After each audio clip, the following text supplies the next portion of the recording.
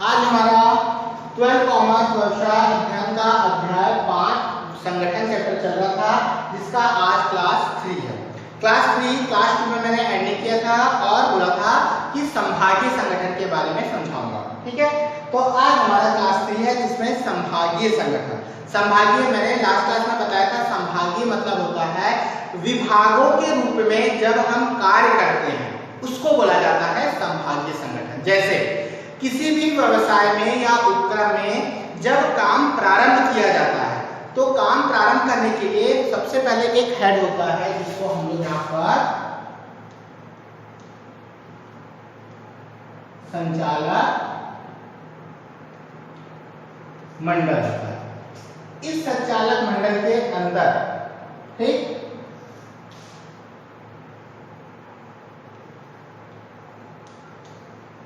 प्रबंध होता है। इस प्रबंध के अंतर्गत संभाग होते हैं। ठीक, अब कैसे संभाग होंगे? तो उत्पादन,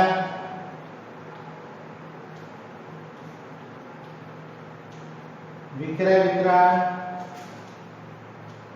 वित्त, है ना, और जैसे बोल रहा है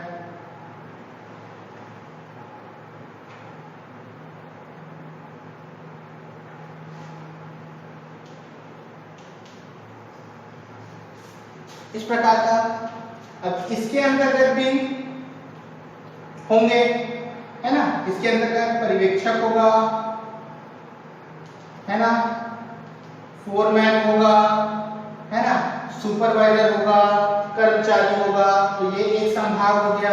उसी तरीके से इसके अंतर्गत भी होंगे, इसके अंतर्गत भी होंगे और इसके अंतर्गत भी होंगे।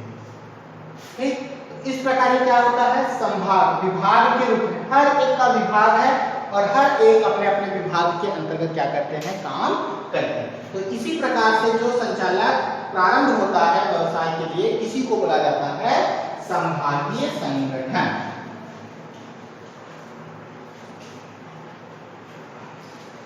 ठीक, तो संभागीय संगठन को पढ़ रहा हूं। जब किसी विशाल संगठन की छोटी छोटी प्रशासनिक इकाइयों में बांट दिया जाता है, जब बड़े को क्या करते थे? छोटे छोटे विभागों में बांट दिया, उसका संचालन किया जाता है, तब उसे संभागीय संगठन कहते हैं। विशाल संगठन का उचित संचालन किसी एक व्यक्ति द्वारा उचित ढंग से ना करने के कारण विशाल संगठन में अनेक दोष आ जाने के कारण संगठन को संभाग के रूप में बांटकर क्रियाशील संगठन को सभी लाभों को प्राप्त किया जा सकता है, जिसमें संपूर्ण प्रबंध व्यवसाय की छोटी छोटी इकाइयों में विभाजित कर उसके स्तर में अधिकार प्राप्त प्रबंध संचालन फोरमैन को सौंप दिया जाता है। संभागीय स्तर पर लाभ पाने के स्वयं जिम्मेदार होते हैं। क्या कर देते हैं? विभाग के रूप में पर्यवेक्षक, फोरमैन, सुपरवाइजर, इसको काम दे देते हैं, आप अपने अपने विभाग का क्या कराओ? काम कराओ। इस प्रकार जो दोष होते हैं उसको लगभग या कम से कम रूप से कम किया जा सकता है। तो ये तो था संभागीय संगठन। इसके बाद आता है रेखा संगठन। रेखा संगठन देखिए साइड में एक प्रारूप दिया हुआ, ठीक है। रेखा संगठन मतलब रेखा के रूप में, चैन के रूप में काम करता है। इसको पढ़ना देखना। यह संगठन की सबसे सरल व पुरानी पद्धति, जिसमें कार्यों का विभाजन अनेक स्वतंत्र विभागों में किया जाता है। इस स्वतंत्र में अनेक नामों से पुकारा जाता है: सैनिक संगठन, क्रम संगठन, विभागीय संगठन, लंबवत संगठन आदि।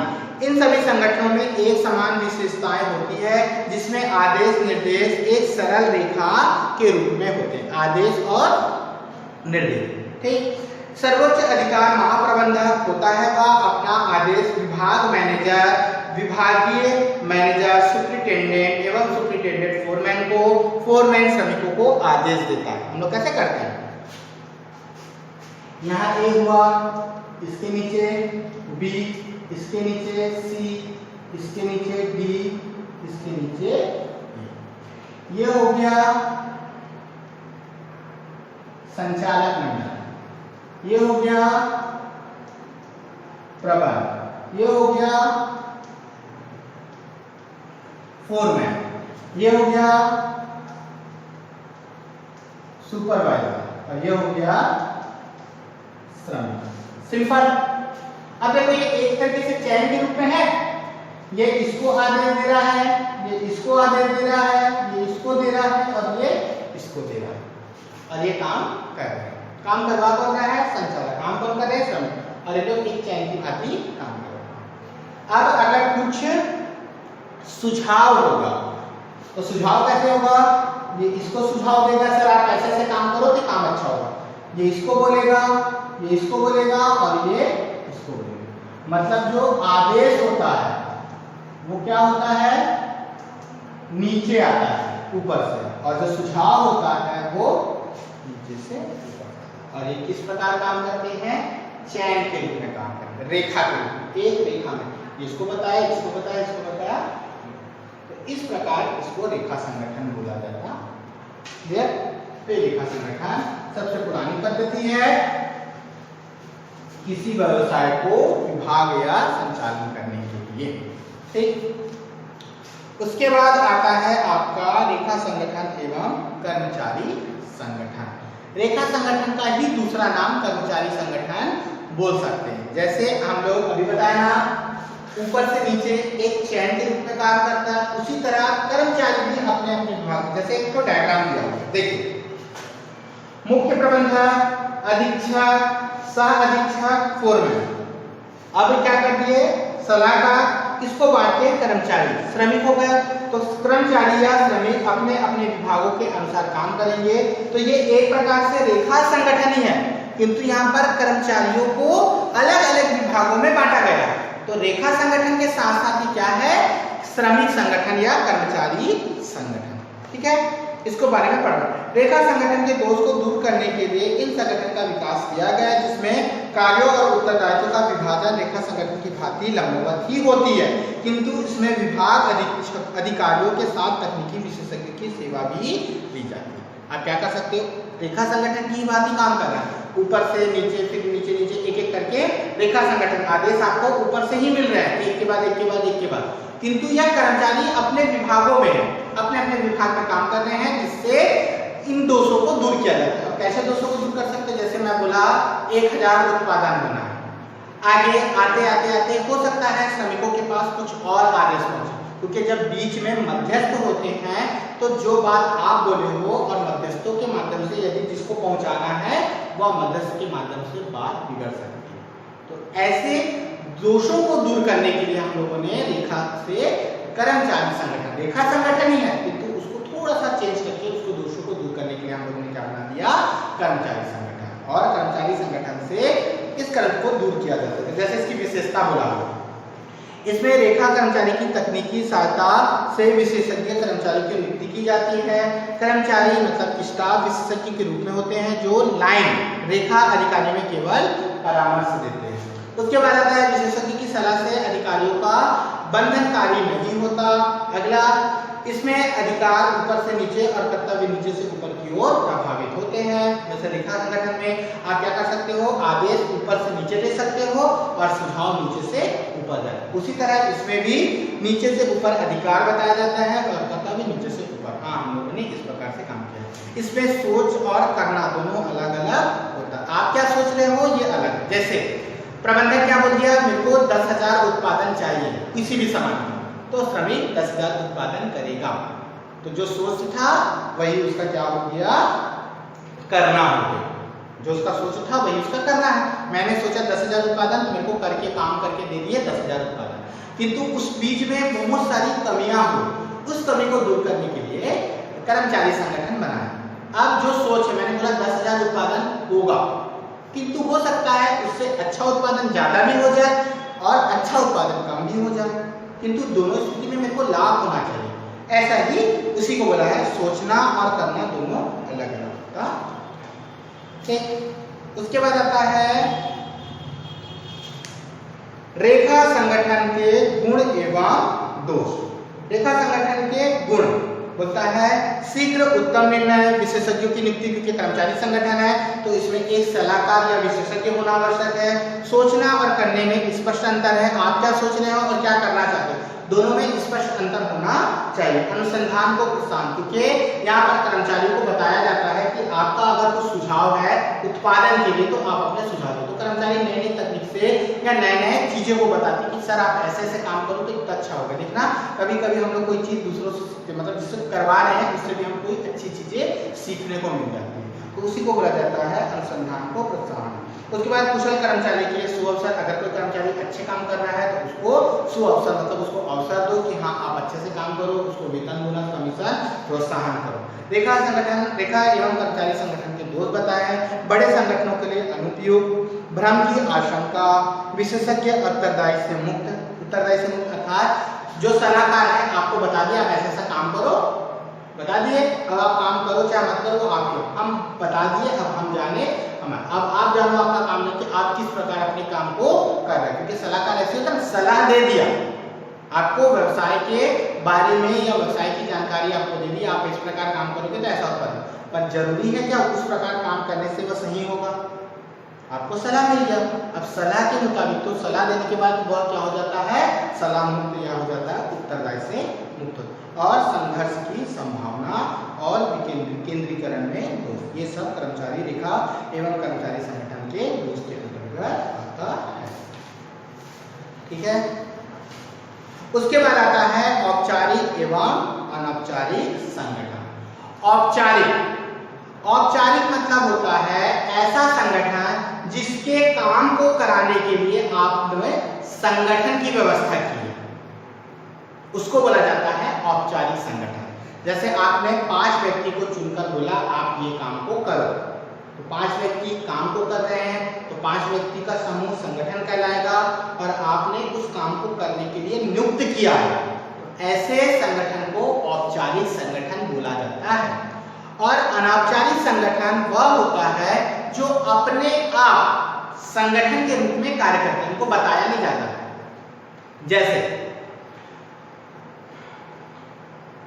औपचारिक संगठन वह है जब 2 या 2 से अधिक व्यक्ति क्रियाएं सामान्य उद्देश्य की पूर्ति के लिए जागरूकता के साथ समन्वित हो जाते हैं, समन्वित मतलब संगठित हो जाते हैं, तो ऐसे संगठन को औपचारिक संगठन बोला जाता है। इसमें निम्न स्थिति होती है, पहला, प्रत्येक व्यक्ति एक दूसरे के बीच संपर्क बनाने की स्थिति में हो, उन्हें उद्देश्य का समान हो और उद्देश्य पूर्ति के लिए कार्य करने को तैयार हो। ठीक, तो ये औपचारिक संगठन होगा। औपचारिक संगठन की विशेषता बोलता है यह संगठन सामान्य उद्देश्य के लिए स्थापित किया जाता है, सत्ता का भरापन ऊंचे से नीचे की ओर किया जाता है, समस्त सदस्यों के अधिकार दायित्व स्पष्ट होते हैं, सदस्यों के मध्य अव्यक्तिगत संबंध होता है, संगठन पूर्व निर्धारित निजी उद्देश्यों के लिए बनाए जाते हैं, इसमें आदेश की एकता का पालन किया जाता है, इसमें संगठन निर्धारित समय चार्ट, विधान, नीति और योजनाएं स्पष्ट या निश्चित होती है। ये तो था औपचारिक। अब आता है अनौपचारिक संगठन। अनौपचारिक संगठन मतलब ऐसा संगठन जिसमें 2 या 2 से अधिक व्यक्ति किसी कार्य को करने के लिए अपने आप जुड़ जाते हैं, ना उनमें कोई प्रत्यक्ष संबंध होता है, ना संप्रेषण मतलब बातचीत होती है, ना विचारों का आदान प्रदान होता है, फिर भी वो लोग संगठन के रूप में कार्य करते हैं। अनौपचारिक संगठन की प्रकृति अनौपचारिक संगठनों के ठीक विपरीत होती है। अनौपचारिक संगठन बनाए नहीं जाते अपितु बन जाते, अपने आप बन जाते हैं। जब 2 या 2 से अधिक व्यक्ति किसी सामान्य उद्देश्य या संतुष्टि के लिए कुछ क्रियाएं करते हैं जो अनौपचारिक संगठन कहा जाता है। जैसे कोई काम कर रहा था, वो भी काम कर रहा है, मिलकर करिए, वो अनौपचारिक संगठन है ना। उसके बाद आता है इसकी विशेषता, यह संगठन को बनाया नहीं जाता अपितु विशेष परिस्थितियों के कारण बन जाते हैं। इन संगठनों में समान उद्देश्य होते हैं, ये अस्थायी होते हैं जबकि संगठन समाप्त हो जाता है। इसका कोई चार्ट, विभाग, मैनुअल नहीं होता अपितु सामान्य परस्पर परंपरा के ही कानून होते हैं। ये संगठन व्यक्ति संबंधों पर आधारित होते हैं, ये वैध एवं अवैध दोनों हो सकते हैं, इनके अधिकार सत्ता के नीचे समर्पित किया जाता है। ठीक है, अब आता है औपचारिक एवं अनौपचारिक संगठन में अंतर। औपचारिक और अनौपचारिक संगठन में अंतर, इसकी उत्पत्ति। तो पहला बोलता है औपचारिक संगठन की उत्पत्ति एक निश्चित योजना के तहत की जाती है, जबकि अनौपचारिक संगठन का निर्माण, उसकी उत्पत्ति संयोगवश, अचानक संयोगवश हो सकती है। आकार, औपचारिक संगठन का आकार बड़ा होता है और अनौपचारिक संगठन का आकार छोटा होता है। स्थायित्व, औपचारिक संगठन लंबे समय तक चलता है और अनौपचारिक संगठन कम समय के लिए, काम खत्म संगठन खत्म हो जाता है। संबंध, इनका प्रत्यक्ष संबंध व्यक्तिगत संबंध होता है और अनौपचारिक संगठन अव्यक्तिगत, किसी से कोई संपर्क नहीं होता। नियम, औपचारिक संगठन पूरे नियम के तहत लिखित होते हैं और औपचारिक संगठन अपूर्ण एवं अलिखित होते हैं। ठीक है, उसके बाद आता है आवश्यकता। औपचारिक संगठन का निर्माण करना प्रत्येक संस्था के लिए आवश्यक होता है, अनौपचारिक संगठन का निर्माण ऐच्छिक होता है। महत्व, औपचारिक संगठन के पद महत्वपूर्ण होते हैं, अनौपचारिक संगठन का हस्तांतरण कभी भी हो सकता है। रूप, औपचारिक संगठन का रूप लिखित आदर्श होता है जबकि अनौपचारिक संगठन का अलिखित एवं वास्तविक होता है। तो ये तो था अंतर। नेक्स्ट क्लास में हम लोग भर्रार्पण पढ़ेंगे और इस चैप्टर को कंप्लीट करेंगे। भर्रार्पण और विकेंद्रीकरण बचा हुआ है, इस चैप्टर को कंप्लीट करेंगे। क्लियर है? ये तो था संगठन में विभागीय संगठन, रेखा एवं कर्मचारी संगठन, विभागीय के रूप में संगठन किस प्रकार काम करता है, उसके बाद औपचारिक संगठन, अनौपचारिक संगठन और उसमें अंतर। ठीक, इसके बाद नेक्स्ट क्लास में हम लोग भर्रार्पण मतलब अधिकार का समर्पण, कि हम अपने अधिकार को किसको दे सकते हैं और किस प्रकार अधिकार को दे सकते हैं, उसमें किस कर्मचारी के किस प्रकार अधिकार मिलते हैं, इसके बारे में हम लोग पढ़ेंगे। क्लियर है?